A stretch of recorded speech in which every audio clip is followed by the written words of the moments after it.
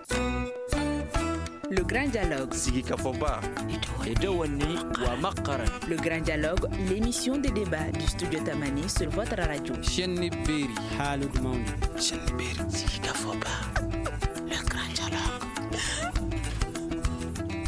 Vous qui nous écoutez sur 75 radios sur l'ensemble du territoire national, bonsoir et bienvenue à ce débat dont le thème est crise sécuritaire au Mali. Les enfants sont-ils pris au piège? Plus de 150 enfants ont été tués au cours du premier semestre de 2019 selon un rapport de l'UNICEF. Quelles sont les limites des mesures de protection des enfants au Mali?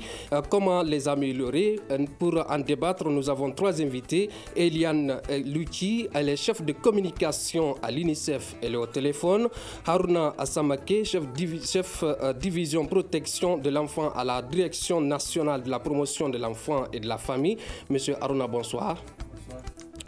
Toumani Ibrahim Konta, il est rapporteur général du bureau du Parlement des enfants de Mopti. Monsieur Konta, bonsoir. Bonsoir. Je suis Emirana Kilo à Maïga, mesdames et messieurs, bonsoir et bienvenue. Le grand dialogue. Plus de 150 enfants ont tué. Eliane Luchi, pouvez-vous nous faire un résumé du rapport de l'UNICEF? Bonsoir. Donc, effectivement, nous avons analysé les données préliminaires des Nations Unies par rapport à la situation des enfants affectés par la crise au Mali, chiffres qui ont révélé effectivement que lors des premiers 6 mois de l'année 2019, 154 enfants ont été tués dans des attaques violentes. Donc, pour vous donner une idée, il s'agit du double du nombre qui ont été tués en l'année 2018. Donc, c'est vraiment très, très préoccupant pour nous et les autres acteurs de protection de l'enfance. Nous avons aussi constaté une augmentation du nombre d'enfants blessés ou mutilés. 75 enfants ont été blessés de manière grave en ce début d'année 2019, donc surtout des blessures qui sont en lien avec des blessures par balle ou bien des brûlures. Certains enfants ont reçu des brûlures quand leurs villages ont été brûlés, et aussi des fractures. Donc aussi une augmentation importante au niveau des enfants blessés. Et puis, dernière préoccupation, nous avons aussi constaté une augmentation du nombre d'enfants recrutés et utilisés dans les groupes armés. Nous avons en ce début d'année 99 cas d'enfants utilisés dans les groupes armés, ce qui constitue aussi une augmentation très nette par rapport à l'année d'avant, et aussi plus de cas de détention. Donc, pour vous donner un résumé, il s'agit vraiment d'une augmentation assez nette de violations graves commises contre les enfants en ce début d'année. C'est vraiment très, très préoccupant. Et bien sûr, c'est en lien avec la détérioration de la situation humanitaire, surtout dans les régions du centre de Mali, où nous avons constaté une forte augmentation de présence des groupes armés, mais également des tensions intercommunautaires, des attaques à répétition qui ont été commises dans les villages, malheureusement au moment où les enfants étaient plus vulnérables. Donc, par exemple, l'attaque qui a été commise à Ogosagou a été commise très tôt le matin, alors que les enfants étaient encore endormis, ou certains étaient en train de se réveiller le matin. Donc, vraiment au moment où les enfants étaient les plus vulnérables. Donc, on peut vraiment dire que c'est les enfants les plus vulnérables qui paient le prix de cette crise au Mali. Alors, 154 enfants ont tué, une situation préoccupante selon l'UNICEF. Monsieur Haruna Samake, vous êtes de la Direction nationale de la promotion de l'enfant et de la famille. Et quelle analyse faites-vous de ce rapport? Merci bien pour cette question. Je crois que c'est un rapport... L'analyse qu'on fait de ce rapport, c'est que la situation est dramatique, alarmante. Parce que 150 enfants, je dirais que pour le premier semestre, c'est une situation qui interpelle encore tout le monde, tous les acteurs, à tous les niveaux. C'est pour dire que nous devons encore redoubler d'ardeur. Parce que les enfants, ils n'ont rien fait, c'est des innocents. Ils ne participent pas aux guerres, malheureusement, c'est eux qui sont les premières victimes de cette situation avec les femmes. Donc, l'analyse qu'on fait, c'est que c'est une situation qui interpelle. tout le monde, c'est-à-dire que tous les acteurs, même la population, donc tout le monde est interpellé. Et nous devons faire tout, je dis bien faire tout, pour stopper cette situation.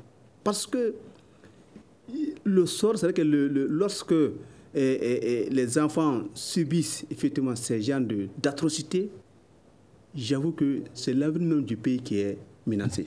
Vous avez dit que la situation est alarmante. Alors, qu'est-ce que l'État attend faire bien avant que l'UNICEF ne sorte un rapport sur cette question? Non, c'est vrai que l'État fait toujours tout avec l'UNICEF. L'UNICEF qui est un des partenaires très clés par rapport à cette situation. Autant l'État, mais l'État aussi n'est pas seul, l'État avec les partenaires dont l'UNICEF. Donc, les actions sont en cours, les actions ont toujours été menées, les actions sont en cours pour faire en sorte qu'on puisse abréger la souffrance des uns et des autres, surtout les enfants. Maintenant, comme vous le savez, dans une situation d'urgence, surtout en tout cas comme celle du Mali, vous avez avoir la volonté, vous savez qu'il y a des zones qui sont inaccessibles. Souvent, il y a la volonté, mais souvent, il y a effectivement cette incapacité, impossibilité, en tout cas pour les acteurs, d'accéder aux cibles, d'apporter l'aide alimentaire aux cibles. Souvent, c'est cette situation qui se pose et qui fait que souvent, lorsque les gens sont pris entre les deux feux, ouais, déjà, ça débouille sur ces dans les situations. Donc, ce qui fait, mais ça ne veut pas dire que l'État, non, l'État fait toujours quelque chose, l'État fait de son mieux avec ses partenaires de façon plus ou moins coordonnée. Mais c'est une situation, malheureusement, que personne n'a voulu et que nous regrettons et que nous devons tout faire pour éviter que ces genres de situations ne se répètent. Toumani Ibrahim Konta, vous êtes rapporteur général du bureau du Parlement des enfants de Mopti. Comment vous avez accueilli cette nouvelle du rapport de l'UNICEF? Bon, cet rapport, moi je dis que c'est très bien parce que parlons même de la protection de l'enfant. La protection de l'enfant est un ensemble de droits ayant pour finalité l'intérêt même de l'enfant. Donc moi, la protection même de l'enfant prend compte des besoins physiques, intellectuels, sociaux et affectifs de l'enfant. Donc moi, je pense que l'UNICEF est toujours là pour les enfants et malgré cette attaque d'Ogosagou qui a laissé sur ses chemins beaucoup de morts d'enfants. Donc moi je dis que les enfants, ils ne sont pas victimes. Donc les enfants, ils sont vulnérables. Donc les enfants ont droit, ils ont droit de défendre leurs droits. Vous voyez. Les enfants sont vulnérables. Madame Eliane Louti, qu'est-ce qui explique cette situation des enfants au nord et au centre du pays? Donc je pense qu'effectivement, ce que nous sommes en train de voir, c'est vraiment le effet, la conséquence tragique de cette crise qui se propage surtout dans le centre du Mali. C'est là où nous avons constaté le plus d'attaques qui ont coûté la vie à des enfants et à leurs familles. Je pense qu'il faut dire, c'est qu'il faut aller au-delà des chiffres, ces chiffres qui sont tragiques et qui sont choquants. Il faut savoir que la crise touche beaucoup plus d'enfants que juste ceux qui ont été directement affectés, directement attaqués. Nous savons que, par exemple, dans la région de Mopti, qu'il y a un phénomène de déplacement très fort qui est en cours. Il est estimé aujourd'hui, le gouvernement et l'organisation de la migration estiment à plus de 70 000 personnes qui seraient déplacées à l'intérieur de Mopti. Nous savons que les enfants qui sont en déplacement sont toujours plus vulnérables que les autres enfants. Ils sont souvent à risque, par exemple, d'abandon scolaire parce qu'ils ne sont plus à côté de leur structure d'école. Nous savons aussi que certains de ces enfants qui sont en déplacement sont séparés de leur famille. Et nous savons aussi que certains de ces enfants, et nous le voyons aussi sur les camps de déplacés, les sites de déplacés au niveau de Mopti, certains de ces enfants ont des traumatismes psychologiques parce que c'est les enfants qui ont vécu, qui ont vu les pires violences et qui ont vraiment besoin de notre appui pour commencer à guérir, commencer à se rétablir. Donc certains enfants que nous avons rencontrés dans ces sites avaient fait des cauchemars, avaient fait des insomnies, Certains avaient du mal à parler, même de parler, après avoir vu ce qu'ils ont vu quand leur village avait été attaqué. Donc les besoins en termes d'appui psychosocial sont énormes. Et nous travaillons avec les autorités locales et aussi avec des ONG partenaires pour fournir cet appui. Mais à l'heure actuelle, nous estimons à plus de 370 000 enfants qui ont besoin d'une assistance en matière de protection. Donc c'est énormément d'enfants qui ont besoin de notre aide et nous avons aussi lancé un appel à nos partenaires pour pouvoir venir en aide à ces enfants qui sont le plus dans le besoin. Alors, vous avez les chiffres avancés dans ce rapport. Est-ce qu'ils concernent uniquement le centre du pays ou c'est l'ensemble du nord et du centre qui est concerné dans ce rapport? Alors, bien sûr, je pense que les chiffres dont on parle, il s'agit vraiment de toutes les régions qui sont touchées par la crise. Donc nous savons, par exemple, qu'effectivement à Mopti, c'est là où on a vu la dégradation la plus nette de la situation humanitaire. Et donc ça veut dire que c'est là aussi que les besoins sont vraiment en augmentation de manière très remarquée. Bien au centre du pays, à Mopti? Dans la région de Mopti, exactement. Mais bien sûr, quand on regarde par exemple les chiffres au niveau des recrutements et des détentions, nous savons aussi que ça c'est un phénomène qui se passe aussi beaucoup dans les régions du nord du pays. Donc Tombouctou, Gao et Kidal. Nous avons plusieurs cas de recrutement et d'utilisation qui sont dans les régions du nord. Vous n'avez pas répondu à ma question. J'ai dit combien y a-t-il à Mopti, les enfants qui ont été victimes? Combien à Mopti? Le nombre d'enfants qui ont été victimes de quelle violation exactement? Qui sont morts, qui ont été tués. Ouais. Donc, le chiffre que nous avons avancé, en fait, ça concerne toutes les régions qui sont affectées par la crise. Maintenant, nous avons des chiffres qui sont spécifiques à certaines attaques. Donc, par exemple, l'attaque à Gosougou, nous savons que cela a entraîné la mort de 85 enfants. Donc, vraiment, un bilan très, très lourd.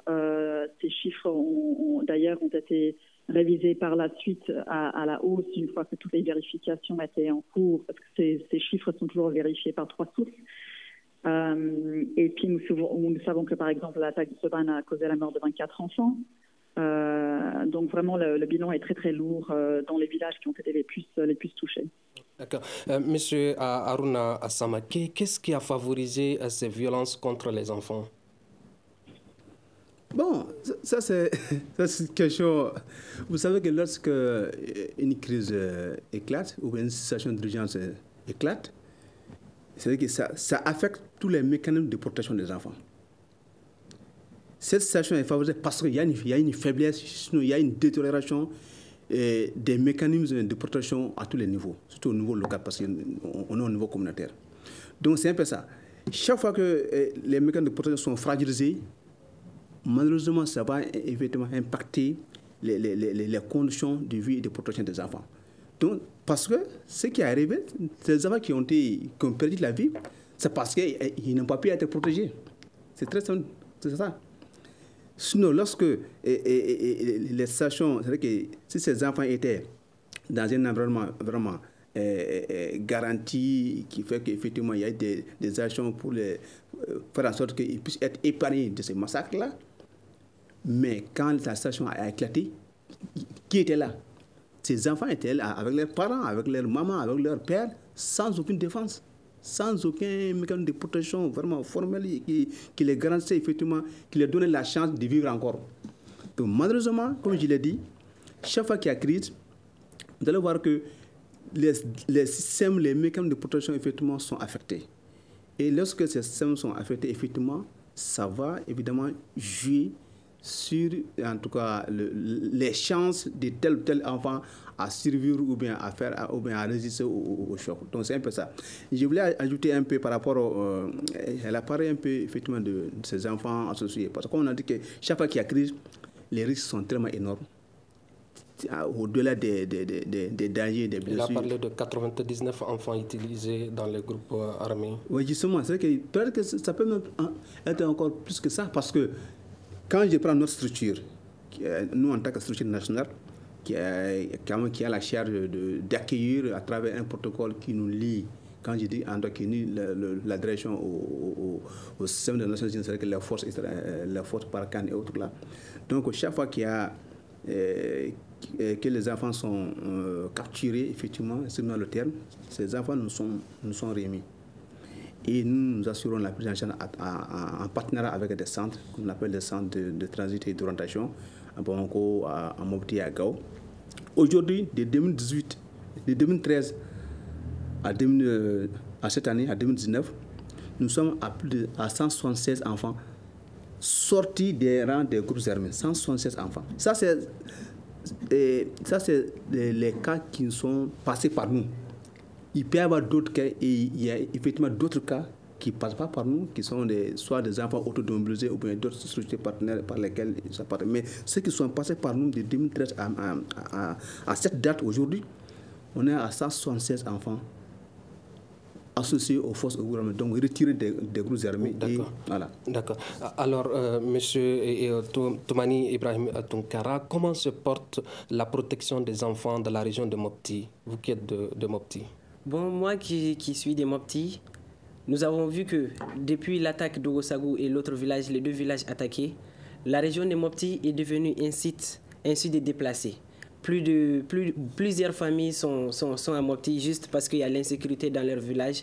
Ils sont venus avec leurs parents, les enfants et leurs papa et maman. Donc nous-mêmes, en tant que parlementaires des enfants, nous avons eu l'occasion de partir là-bas, de voir, parce qu'on a vu les situations dans lesquelles vivent les familles qui sont dans les sites de déplacés, comme le village SES à Sévaré.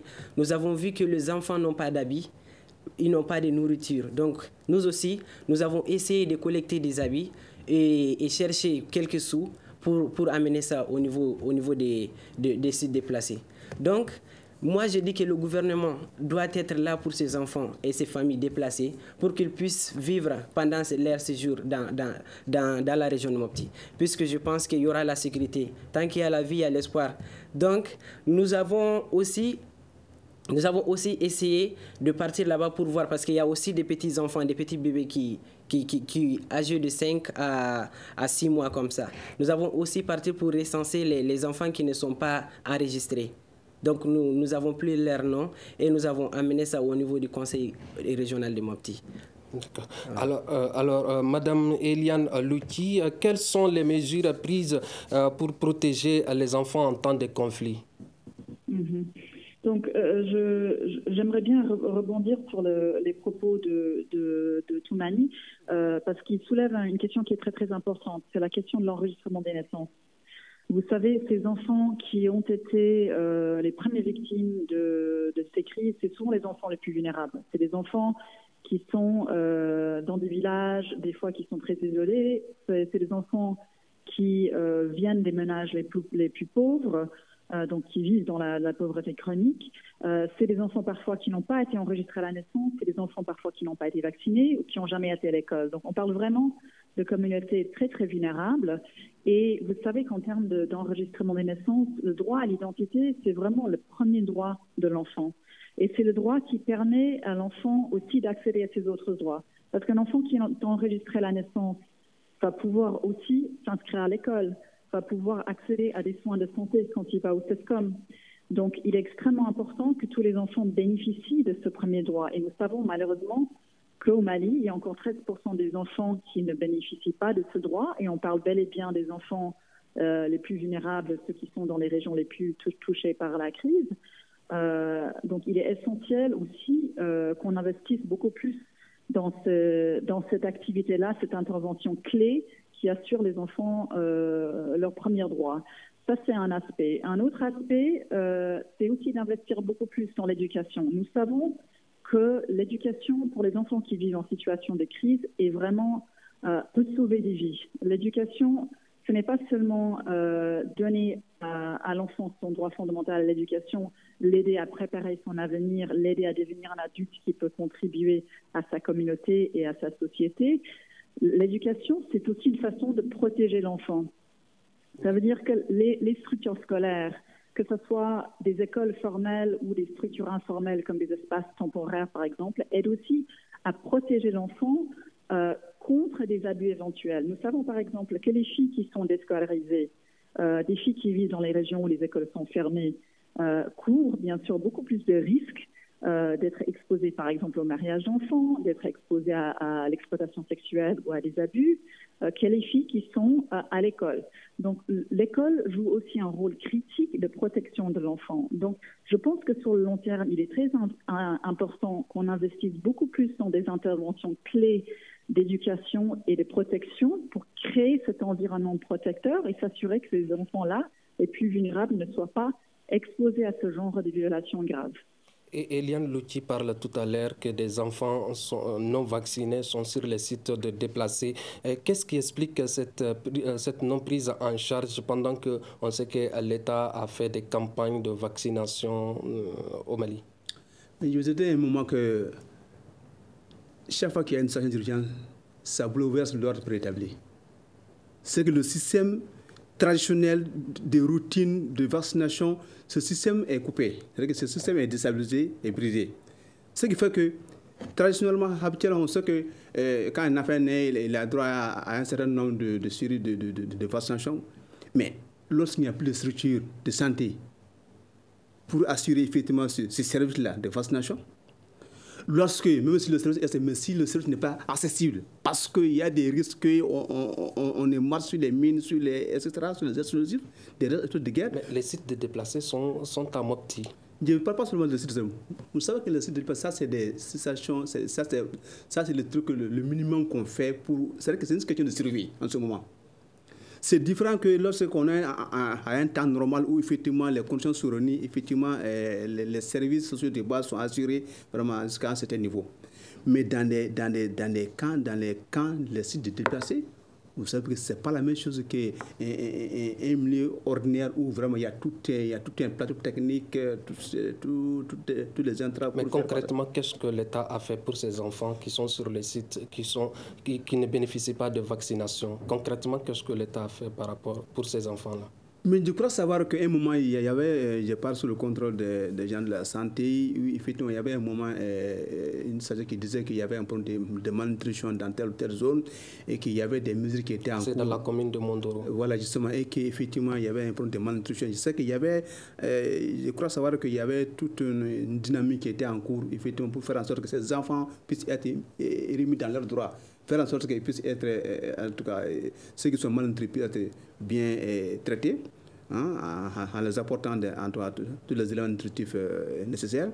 Et que c'est qu'il y aura beaucoup d'autres, il y aura tout un paquet d'activités effectivement autour de cette malnutrition. C'est que ce n'est pas seulement la malnutrition qui vont traiter, mais tous les besoins en termes de santé, de survie, effectivement, seront effectivement pris en charge, j'imagine. Mais je sais quand même que l'État continue à faire, chaque fois que cela est possible, chaque fois les conditions les permettent, effectivement, l'État n'a jamais effectivement baissé les bras par rapport à ça. Parce que tous les enfants ont les mêmes droits et on doit faire en sorte que chaque enfant puisse jouir de tous ses droits. Toumani Ibrahim Atonka, quant à vous qui êtes sur le terrain à Mopti, est-ce que vous voyez réellement les actions de l'État en faveur de la protection des enfants dans la région? Oui, moi qui suis à Mopti, moi je vois, depuis que nous avons sensibilisé, depuis que l'État même a vu que nous, les enfants parlementaires, nous essayons, nous faisons tout nos possibles pour aider ces enfants, ces familles déplacées. Je vois que l'État aussi, ils ont amené, ils ont fait des dons de nourriture aux déplacés de Dogosagou et l'autre village. Ils ont fait des nourritures et ils ont amené aussi, ils ont posé à leur disposition des médecins pour leur santé.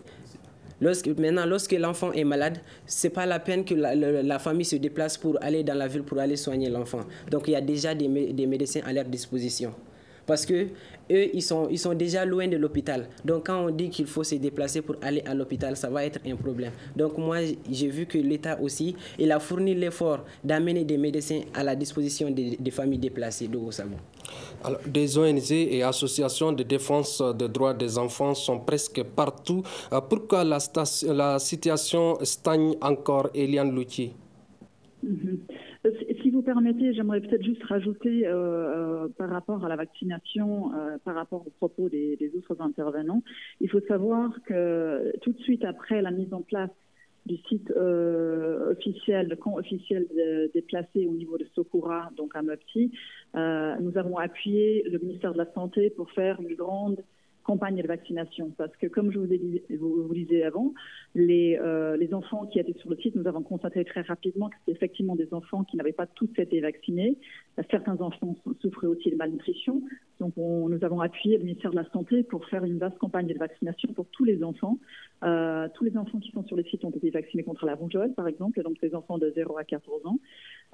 Et nous avons aussi mené d'autres types de vaccination pour les enfants les plus petits. Donc ça, c'est une action qui a été menée.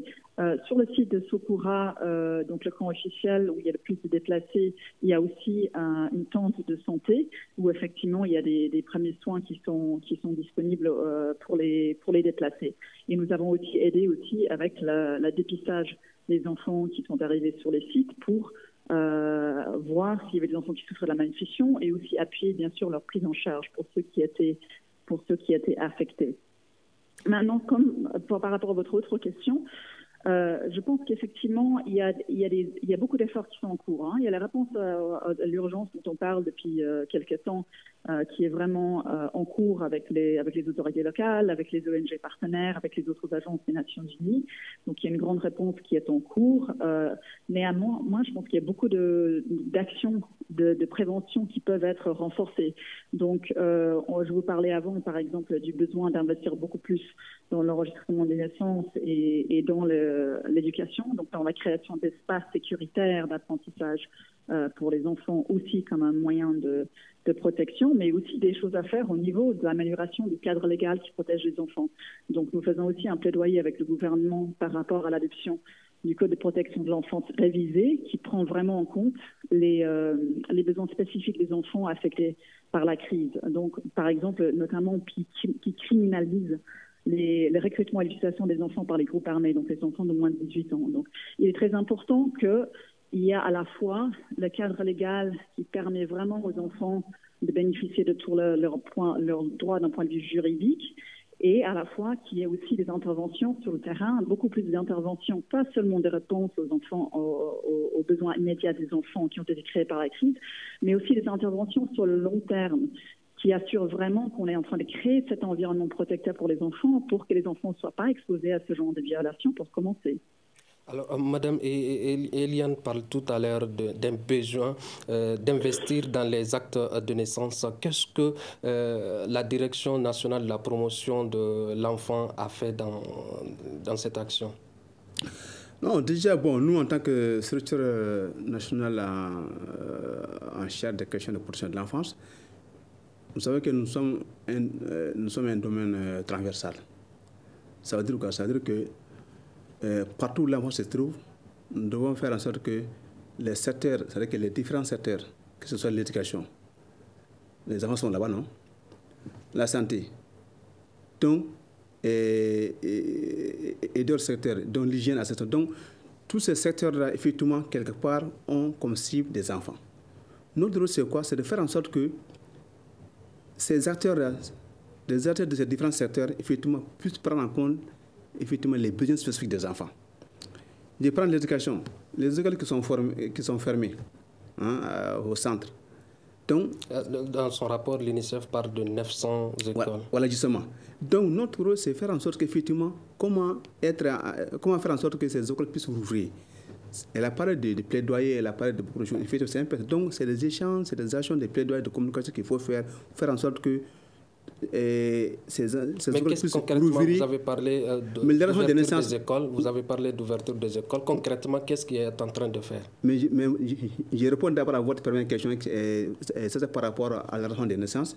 Je sais que nous, vous savez qu'on a des journées commémoratives dédiées aux enfants, que ce soit le 7 juin, le 20 novembre. Donc, ces journées sont pour nous des occasions pour mener le plaidoyer. Mener le plaidoyer, pas nous seulement, mais les enfants aussi, parce que c'est les journées dédiées aux enfants. Le panneau des enfants, effectivement, c'est nous joue un grand rôle, et même nous-mêmes, faire en sorte qu'on puisse attirer l'attention des autorités par rapport à des problématiques, par rapport à des vulnérabilités, à des situations, effectivement, qui piétinent, qui enfreignent, effectivement, aux droits des enfants. La notion de naissance, ça fait 2 ou 3 éditions où nous avons pris comme thème l'annoncement des naissances. Faire en sorte qu'on puisse voir, surtout l'accent était mis sur les zones affectées par la crise. Parce qu'on a vu, quelque part, madame l'a dit, que effectivement, tous ces enfants qui sont nés pendant la crise n'ont pas eu la chance forcément d'être enregistrés. Même ceux qui ont été enregistrés avant la crise n'ont pas eu la chance encore d'aller retirer leurs actes de naissance. Et même ceux qui ont retiré leurs actes de naissance, souvent, dans les mouvements forcés et massifs de population, il y en a qui ont tout perdu. Ouais, déjà, donc, ce qui fait que nous avons essayé de faire un plaidoyer. On a même élaboré un document de plaidoyer pour effectivement, parce que lorsque l'enfant n'a pas la naissance dans le délai, quand il y a crise, on ne parle plus de délai, hein, parce que les gens se cherchent. Ouais, déjà, il y a une masse importante d'enfants qui sont retrouvés sans acte de naissance. Et encore non enregistrés. Parce qu'on peut être enregistré sans poser son acte de naissance. Maintenant, il s'agit pour nous vraiment de faire en sorte que l'État puisse, de façon dérogatoire, c'est-à-dire à travers des mesures dérogatoires, faire en sorte qu'on puisse enrôler cette masse critique d'enfants. Parce que un des rapports aussi de l'UNICEF aussi a fait état à l'époque, en 2015, effectivement, d'un nombre important d'enfants qui se trouvaient dans cette situation de non-enregistrés dans le à la naissance. Donc, il s'agit pour nous de faire en sorte que les tests étant des tests, mais que l'État puisse vraiment prendre des mesures dérogatoires. Parce que la loi est très claire. Hein. L'enfant est né, il doit être déclaré au bout de 30 jours francs. S'il n'est pas déclaré, il tombe sous le coup du jugement instructif. Et on sait que les frais liés à l'établissement du jugement instructif dépassent de loin les frais liés à l'établissement d'un seul acte. Ouais, déjà. Donc, alors que les populations, on sait, les gens qui vivent le jour au jour, les gens vivent dans la précarité, les moyens effectivement des populations sont tels que l'établissement du jugement instructif, franchement, ça coûte cher et ça affecte énormément des enfants et des populations.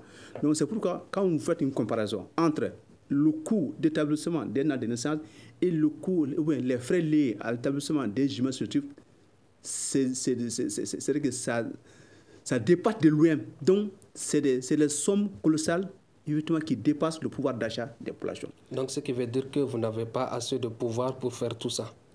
Non, quand on dit nous, c'est vrai qu'en réalité, il appartient à l'État. C'est l'État qui est le premier responsable par rapport à l'octroi. C'est vrai que l'État crée des stations, des structures, des services pour faire en sorte que les enfants puissent accéder à la naissance. Maintenant, lorsque ces conditions ne sont pas, ou bien ces conditions sont perturbées par une situation de crise, effectivement, ça n'a pas sans conséquence. Maintenant, il s'agit de voir au-delà de la réglementation en vigueur, qui est de faire en sorte que quand l'enfant est né, au bout de 30 jours, les parents doivent déclarer, ou bien quelqu'un d'autre, une autre personne de la communauté doit déclarer la naissance de tel enfant dans telle zone. Maintenant, si ce délai est dépassé, l'enfant tombe du coup dans ce qu'on appelle le jugement, comme j'ai dit tantôt. Maintenant, et là, ça fausse un peu les données.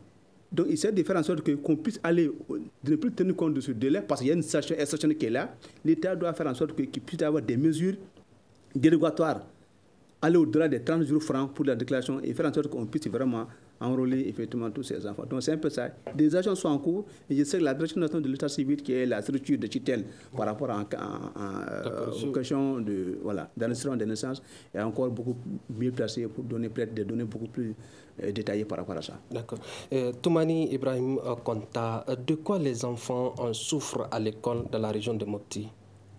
Bon, dans la région de Mopti, moi je peux dire que ce sont les filles qui en souffrent le plus. Parce que dans la région de Mopti, nous avons constaté que dans les classes, il y a plus de garçons que de filles. Donc, il se peut que les familles ne sont pas sensibilisées par rapport à l'importance de l'instruction d'une fille à l'école. Donc, nous aussi, nous avons essayé de sensibiliser les familles. Nous avons fait une semaine durant laquelle nous partons dans tous les marchés de Mopti, Sévaré et Sokoura pour sensibiliser la population sur l'importance de l'instruction d'une fille à l'école. Et ensuite, on a eu l'occasion de passer par différentes écoles du cercle de Mopti, Sévaré. On a sensibilisé les gens sur l'importance de l'instruction d'une fille à l'école pour que les parents puissent laisser leurs filles aller à l'école. Parce que les filles doivent bénéficier du même droit à l'éducation que nous, les garçons. Alors, Madame Eliane, vous avez parlé tout à l'heure dans l'explication du rapport que 99 enfants associés dans le groupe armé ont été retirés. Alors, quelles sont les dispositions prises pour leur prise en charge? Donc, en fait, le chiffre 99, on parle des cas qui ont été enregistrés Maintenant, vous savez que les données par rapport au nombre d'enfants qui sont toujours dans les groupes armés sont extrêmement difficiles à obtenir, mais nous pensons qu'il y aurait encore des centaines d'enfants qui seraient encore dans les groupes armés. Maintenant, nous travaillons de près avec les autres partenaires humanitaires de protection de l'enfant et aussi avec le ministère de promotion de femmes, de l'enfant et de la famille pour assurer, dans la mesure du possible, bien sûr, la libération de ces enfants de ces groupes et aussi leur réintégration. Parce que libérer les enfants, ça ne suffit pas. Il est essentiel aussi qu'on leur donne des moyens de se réintégrer socialement, économiquement et se réintégrer de nouveau dans leur communauté et leur famille. Donc, par exemple, on a l'année dernière, donc en 2018, l'UNICEF a appuyé la réintégration socio-économique de 114 enfants qui avaient été libérés des groupes armés. Et ça sous-entend aussi, bien sûr, les appuyer, par exemple, avec des compétences, avec des compétences vocationnelles. Certains enfants, certains jeunes plutôt, ont bénéficié d'un appui pour ouvrir, par exemple, leur petite entreprise. Donc, il est essentiel que ces jeunes soient vraiment appuyés pendant tout le processus de réintégration pour s'assurer qu'ils puissent retourner dans leur communauté, pas seulement en toute sécurité, mais ils puissent devenir des membres des communautés qui contribuent activement au développement aussi de leur communauté. Pour protéger ces enfants, vous avez besoin de 4 millions de dollars. Comment comptez-vous mobiliser cet argent pour la protection des enfants et des femmes? Donc effectivement, c'est l'appel que l'UNICEF a lancé en début d'année pour venir en aide à tous les enfants qui ont besoin d'appui psychosocial, de prise en charge pour les enfants victimes de violences sexuelles ou violences basées sur le genre, l'appui aux enfants associés dans les groupes armés pour leur libération et leur réintégration, et puis aussi, bien sûr, aussi l'appui à travers les espaces amis des enfants. Donc c'est un appel qu'on a lancé en début d'année. À ce jour, nous avons uniquement mobilisé à peu près un tiers de cet appel. Donc nous avons plusieurs bailleurs qui nous aident avec notre programme de protection en urgence. Donc par exemple la Belgique, la Suède, l'UNICEF France nous donnent un appui. La République tchèque nous donne un appui, donc ces bailleurs-là qui nous soutiennent dans ces actions. Mais effectivement, nous continuons à travailler avec les partenaires techniques et financiers pour combler les gaps, pour pouvoir vraiment apporter l'assistance qu'on souhaite apporter à tous ces enfants affectés. Monsieur Haruna, vous avez parlé il y a un moment de 176 enfants qui ont été retirés de groupes armés. Comment se portent ces enfants-là aujourd'hui sans les armes? Bon, c'est clair que il y a une période, depuis que la crise a commencé en 2013. Effectivement, ces enfants, comme vous le savez, ont bénéficié d'une prise en charge. Après, la grande majorité effectivement ont été réunifiés. Maintenant, elle a dit quelque part par rapport à tous les défis liés à cette réunification. C'est-à-dire qu'une chose, c'est de réunifier, de retirer les enfants des groupes armés, d'assurer la prise en charge. Une autre chose, de la réunifier, mais comment faire en sorte que ces enfants ne puissent plus retourner aux armes, ne puissent plus retourner dans les rangs des groupes armés. C'est là où c'est notre défi. C'est pourquoi les actions de réintégration, selon des réinsertions socio-économiques, effectivement, doivent être bien pensées en tenant compte de l'environnement communautaire local, communautaire, pour que cet enfant, effectivement, puisse réussir dans la nouvelle chance qu'on lui donne. Parce que ce qu'il faut éviter, c'est de créer un autre problème en voulant aider les enfants. Je m'explique. Il ne faudrait pas que les gens comprennent que, surtout la communauté, que cet enfant-là, à travers l'appui qu'on le fait pour sa restauration, que cet enfant-là aille tout cela parce qu'il a pris des armes. Mais c'est 176 enfants qui ont bénéficié d'un accompagnement psychologique. En dehors de cet accompagnement psychologique, qu'est-ce qu'ils ont bénéficié? Oui, justement, quand on l'a dit, j'ai dit quand on réunifie, elle a touché. Vous savez que quand les enfants, quand on fait leur réunification, nous ne sommes pas seuls, on est avec les partenaires de CICR et d'autres partenaires, etc. Quand on les réunifie, il y a un minimum qu'on donne aux enfants. Les enfants en termes de quitter, mais aussi en fonction de ce que l'enfant veut. Vous savez qu'au moment de la prise en charge, de la période de prise en charge, psychosociale, etc., on demande aux enfants, justement, le métier ou bien ce qu'ils aspirent. Il y en a qui vont parler d'autres choses, il y en a qui vont parler, je vais continuer avec les études, il y en a qui disent, bon, je veux telle formation professionnelle. Et en fonction des réalités du milieu, tout cela est étudié et l'enfant est accompagné.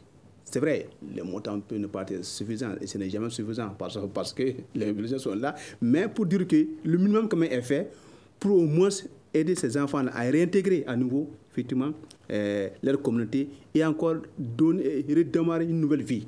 Une nouvelle vie de faire en sorte qu'ils puissent oublier tout ce qu'ils ont pu subir et leur donner une autre chance de réussite dans la vie. Il nous reste peu de temps, on va essayer de faire réagir tout le monde.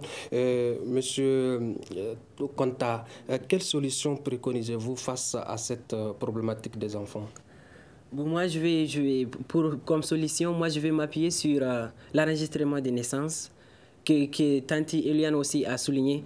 Au Mali, aujourd'hui, l'enregistrement des naissances est aussi pratiqué dans la région de Mopti, je veux dire dans ma région. Nous avons constaté que beaucoup d'enfants n'ont pas des actes de naissance, alors que le principal droit de l'enfant, ça c'est l'acte de naissance. Parce que sans l'acte de naissance, l'enfant ne peut pas partir à l'école.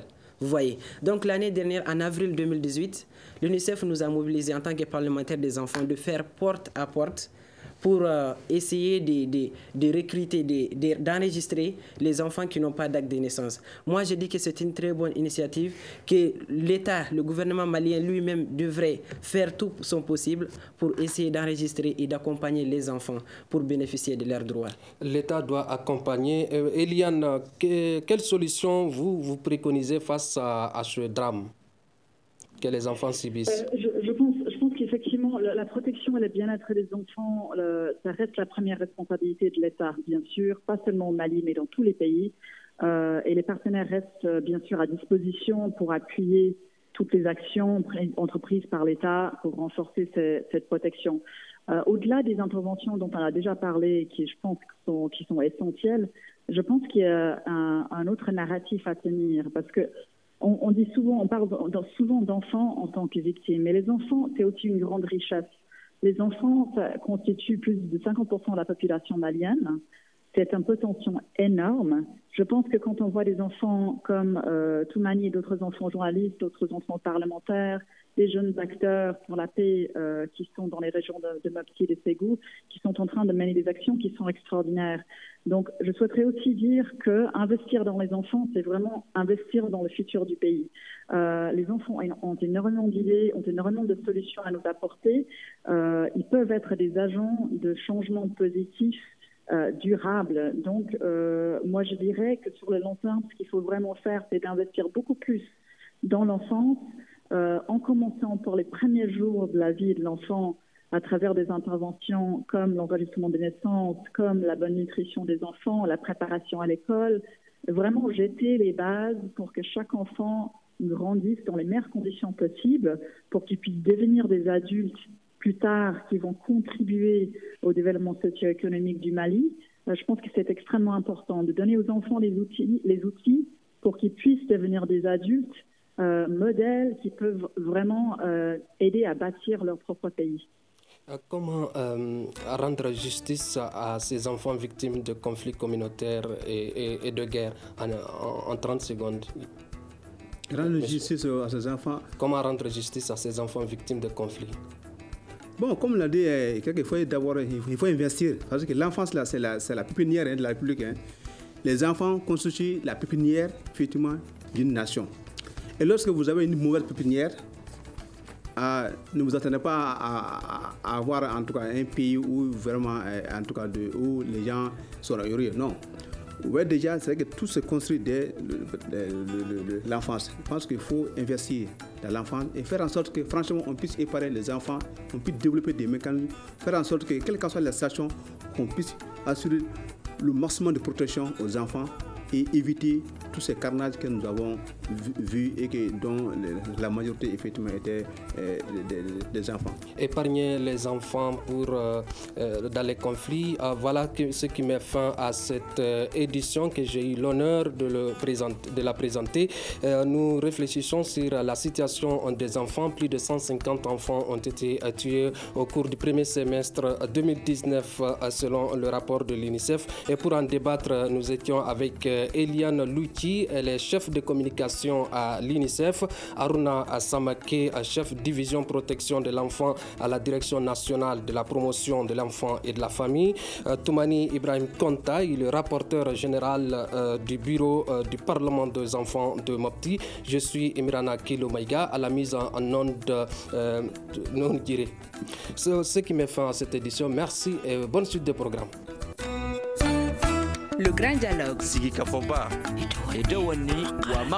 Le Grand Dialogue, l'émission des débats du studio Tamani sur votre radio.